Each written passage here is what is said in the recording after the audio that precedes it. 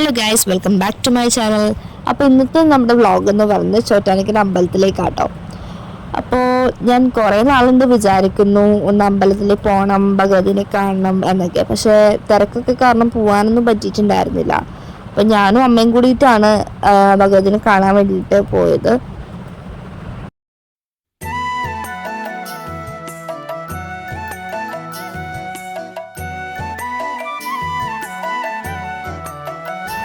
അത്യാവശ്യം തിരക്കൊക്കെ ഉണ്ടെങ്കിൽ പോലും എനിക്ക് നല്ലപോലെ പ്രാർത്ഥിക്കാനും തൊഴാനൊക്കെ പറ്റിയിട്ടോ. അപ്പോൾ ഇവിടെ എന്തോ വിശേഷ ദിവസങ്ങളിലായിരുന്നു ഞാൻ വന്നിട്ടുണ്ടായിരുന്നത്. അപ്പോൾ അതുകൊണ്ടിട്ട് കുറേയേറെ ചേച്ചിമാരും കുട്ടികളും ഒക്കെ ഉണ്ട്. ഇവിടെ മെയിനായിട്ടുള്ള വഴിപാടെന്ന് പറയുന്നത് വെടിവഴിപാടാണ്. ഇവിടെ ഇരിക്കുന്ന ഭഗവതി എന്ന് പറയുന്നത് മേൽക്കാവിലമ്മയും കീഴ്ക്കാവിലമ്മയാണ്. സത്യമായ ദേവി നിർമ്മലേ നമസ്തുതേ, ചോറ്റാനിക്കരയിൽ വാഴും അംബികേ നമസ്തുതേ.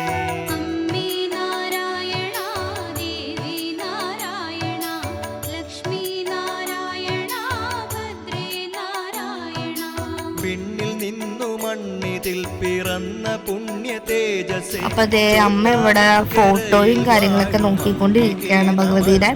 അപ്പോൾ വീട്ടിലേക്ക് വേണം എന്ന് അമ്മ ഇങ്ങനെ പറഞ്ഞായിരുന്നു എൻ്റെ അടുത്ത്. കാരണം മേടിക്കണം കുഞ്ഞു, വീട്ടിൽ വെക്കാനായിട്ടാണ് എന്തൊക്കെ ഇങ്ങനെ പറഞ്ഞപ്പോൾ ഞാൻ പറഞ്ഞു അമ്മ മേടിക്കാമെന്ന് പറഞ്ഞു. അപ്പോൾ ഇതേ ഇവിടെയാണ് വെടിവഴിപാടിനുള്ള കൗണ്ട് കാര്യങ്ങളൊക്കെ വരുന്നത് കേട്ടോ. ചോറ്റാനിക്കരയിൽ വാഴും അംബികേ നമസ്തുതേ.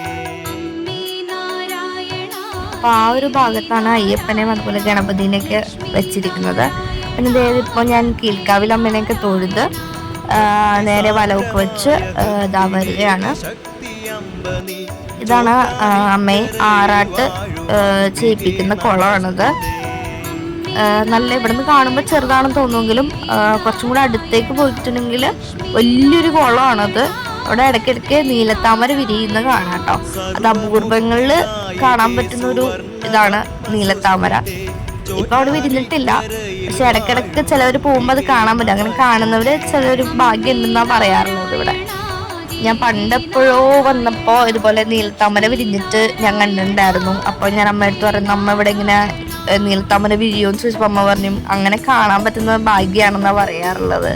അപ്പൊ അതേ അത്യാവശ്യം നല്ല തിരക്കൊക്കെ ഉണ്ട് കേട്ടോ ഗൈസ്.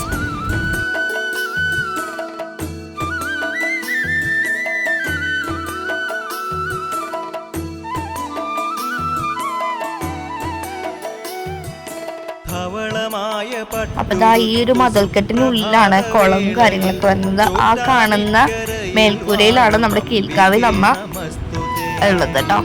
അപ്പൊ അതേ വലിയൊരു ആലുണ്ട് ഇവിടെ. ഈ ആലിലാണ് നമ്മൾക്കുള്ള ബാധകളും കാര്യങ്ങളൊക്കെ ഒഴിപ്പിച്ച് ആ ഒരു ആലിലാണ് തറയ്ക്കുന്നത് കേട്ടോ.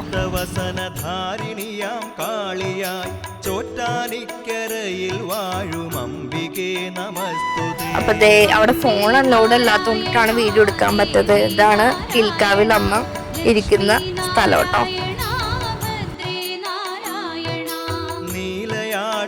അപ്പൊ ദാ നമ്മളിപ്പോ മേൽക്കാവിലെത്തി.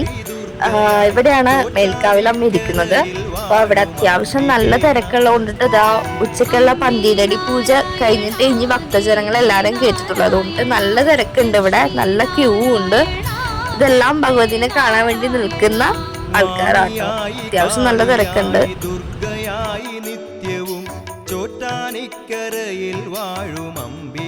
അപ്പൊ മേൽക്കാവിലമ്മയുടെ അടുത്താട്ടോ നമ്മള് പറ നിറക്കലും അതുപോലെ തന്നെ തുലാഭാരവും കാര്യങ്ങളൊക്കെ ചെയ്യാറുള്ളത്. ഇവിടെ പറ എന്ന് പറയുന്നത് നെൽപ്പറ അതുപോലെ തന്നെ മഞ്ഞൾപ്പറ കാര്യങ്ങളൊക്കെയാണ് ഉള്ളത്. കുഞ്ഞുങ്ങളില്ലാത്തവർക്ക് കുഞ്ഞുങ്ങള്, അതുപോലെ തന്നെ വിവാഹം നടക്കാനായിട്ടുള്ളവർക്ക് വിവാഹം നടക്കാനായിട്ടുള്ള കാര്യങ്ങൾ, അങ്ങനെ എല്ലാ കാര്യങ്ങളും ഇവിടെ ഭഗവതിയുടെ അടുത്ത് പറഞ്ഞാൽ നടക്കും നാട്ടവിശ്വാസം. അപ്പൊ ഞാനും അമ്മയും കൂടെ ഒന്ന് കടയിലൊക്കെ കയറിയായിരുന്നു കേട്ടോ. അവിടെ ഒരു ഫോട്ടോ തപ്പിപ്പോയതാണ് സത്യം പറഞ്ഞിട്ടുണ്ടെങ്കിൽ. അപ്പോൾ അമ്മ ഓരോ കാര്യങ്ങൾ നോക്കുമ്പോഴത്തേക്കും ഞാൻ ഇവിടെ ഇരുന്നിട്ട് ഓരോ വ്ലോഗും കാര്യങ്ങളൊക്കെ എടുക്കുകയാണ് ഗൈസ്.